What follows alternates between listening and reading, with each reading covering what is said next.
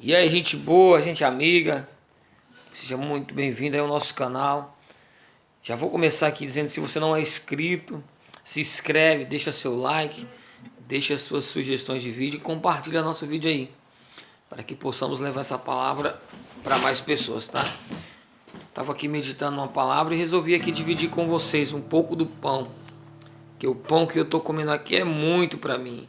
É um pão que dá para todo mundo. E é um pão delicioso e vocês vão entender por quê. Eu estou aqui meditando, estava meditando aqui e ainda estou no capítulo 9 de Mateus uma coisa que me chamou a atenção e eu quero dividir com vocês. Vai ser bem rápido, tá? E muito obrigado por você estar aqui mais uma vez. Deus te abençoe e vamos lá, vamos para a palavra. Eu estou olhando aqui de lado, parece um pouco estranho, mas é porque a minha câmera fica nesse sentido e eu tenho que me virar um pouco para poder ler o texto, mas o importante aqui é mais a palavra, ok? Vamos lá. Jesus cura um paralítico. O capítulo 9 de Mateus, que está narrado também em Marcos 2 e em Lucas 5, vai falar sobre a cura de um paralítico. E nós vamos entender algumas coisas aqui, tá? Entrando Jesus num barco, atravessou o mar e foi para a sua cidade. Alguns homens trouxeram-lhe um paralítico, deitado em sua maca. Vendo a fé que eles tinham, Jesus disse ao paralítico: tenha um bom ânimo, filho, os seus pecados estão perdoados. Diante disso, alguns mestres da lei disseram a si mesmos: este homem está blasfemando. Conhecendo Jesus em seus pensamentos, disse-lhe: por que vocês estão pensando maldosamente em seu coração? O que é mais fácil dizer? Os seus pecados estão perdoados, ou levante-se antes? Mas para que vocês saibam que o Filho do Homem tem na terra autoridade para perdoar pecados, disse ao paralítico: perdoados estão os seus pecados.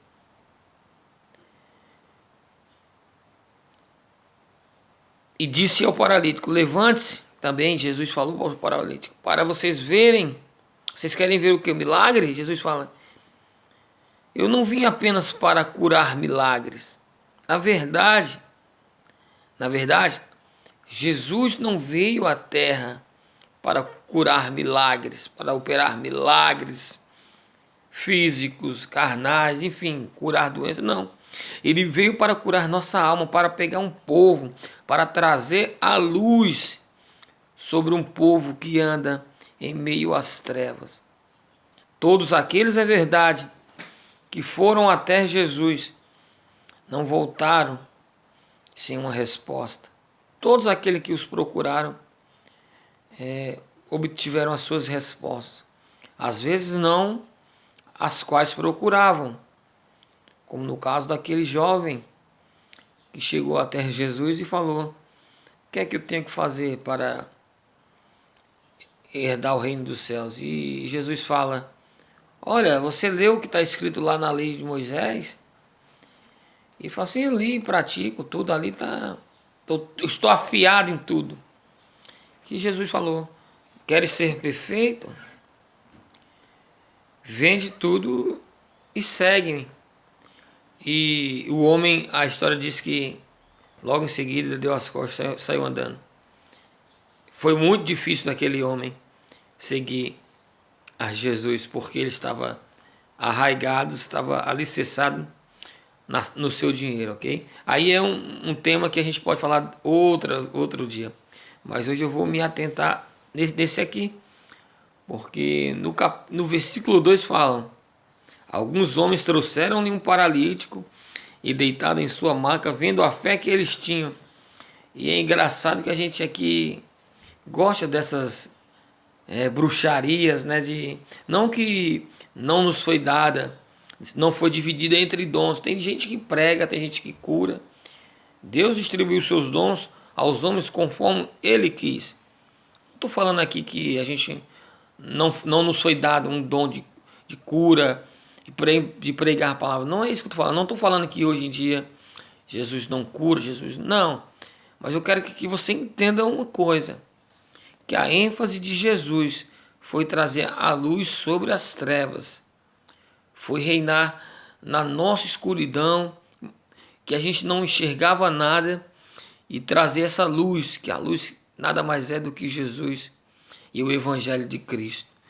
E as pessoas atribuem muito isso aí, porque tem texto que nos diz que se você tiver fé, você dirá esse monte de transporte daqui e vá para lá.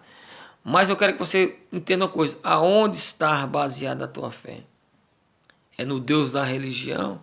É no Jesus da religião? Tá? Porque não basta falar apenas Deus e Jesus e vai ganhar um poder. Não, não é assim. Você tem que estar na palavra. E na palavra você está, não é quando você decora toda a Bíblia, quando sabe todos os versículos de cor. Não, é quando você anda em amor. Coríntios fala isso para a gente, capítulo 13, né, que vai falando de dons e tudo, ainda que fala de caridade e tudo, e no final ele termina fé, esperança e amor. Porém, o maior de todos é o amor. Então, sem amor, não há esperança e muito menos a fé. E antes da gente ler esse texto aqui, antes da gente atribuir que a gente quer ser protagonista de tudo, né?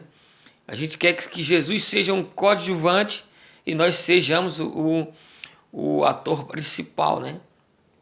Quando, na verdade, antes da gente ler esse texto e apenas colocar um dedo assim, seja lá qual for o capítulo e o versículo, a gente tem que ler os contextos anteriores, ler o contexto posterior, porque às vezes as nossas dúvidas estão nesses contextos, ou buscar uma fonte segura de uma nova, de uma história daquela época, entender como é que funcionava naquela época, para que assim a gente esteja baseado. Não estou falando apenas só de conhecimentos, estou falando de meditar na palavra. A gente medita quando a gente estuda, ok? Não é ler um versículo e ficar com a cabeça para cima, olhando para o nada e meditando ao nosso bel prazer, não. Tá? A gente vai ver que a fé deles, antes da gente ler esse texto, a gente tem que ir lá para João, capítulo 6, versículo 44, que fala que ninguém venha ao Filho se o Pai que enviou o Filho não vos enviar. Certo? Antes de você ouvir aquela voz que diz, vinde a mim vós que estáis cansados e sobrecarregados, antes de você ser tocado no Espírito por essa voz, vinde a mim, como se fosse uma iniciativa do homem, a gente tem que saber que nunca nós iríamos a Jesus se o Pai não nos enviar. Então é uma forma, humanamente falando, de Jesus falar com a gente. Mas de nós mesmos, irmão, a nossa fé vinda de nós mesmos não passa de um coach para nós mesmos. Não passa de uma palavra motivacional. A fé é quando a gente está com a fé em Deus. Fé na palavra de Deus, no amor de Deus, tendo Jesus como a sua chave interpretativa. Não é questão de força. Se a gente voltar no capítulo 8 aqui, a gente vai ver de um centurião Jairo, que tinha forças, indo falar com Jesus e falou, eu sou um homem que tenho as minhas capacidades, eu tenho as minhas influências. Eu digo a um vai e ele vai. E o que é que ele demonstra para nós? Ele vai lá e se prostra diante de Jesus. Primeiramente, ele se esvazia das suas vaidades, dos seus poderes terrenos e reconhece que naquela hora não há poderes humanos, não há poderes aqui na terra atribuídos a qualquer que seja o fenômeno que seja capaz de fazer aquilo a qual ele precisava.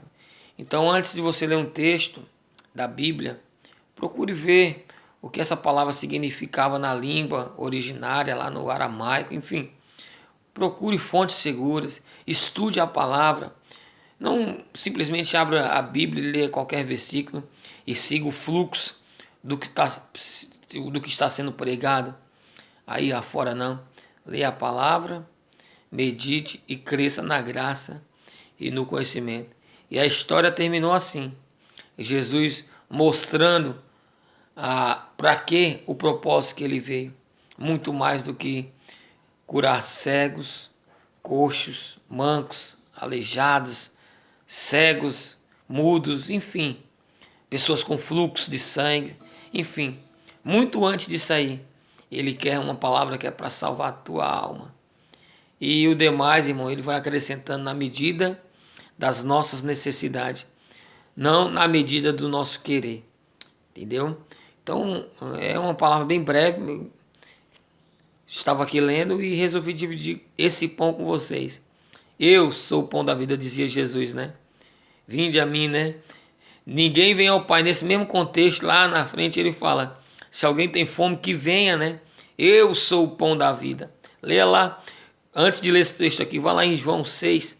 Leia todo o capítulo de João, depois você volta aqui. E eu tenho certeza que você vai ver já esse texto com uma visão diferente, com mais carinho e amor no coração. No mais, era isso. Muito obrigado por vocês terem assistido aqui o nosso vídeo. E a palavra de hoje foi essa. Espero que, de alguma forma, eu tenha levado uma esperança, um alívio para o teu coração. E que Jesus possa te conceder cada vez mais discernimento e sede. E te dê um dom. E o dom que eu oro que Jesus te dê é o dom que não está escrito na Bíblia. Mas é um dom que eu vou profetizar na sua vida. É o dom da leitura e do discernimento. Você juntando esses dois aqui, eu tenho certeza que vai vir graça sobre graça na tua vida. No mais é isso. Tamo junto. É nóis. Se inscreve no nosso canal. Deixa seu like e compartilha. Fui!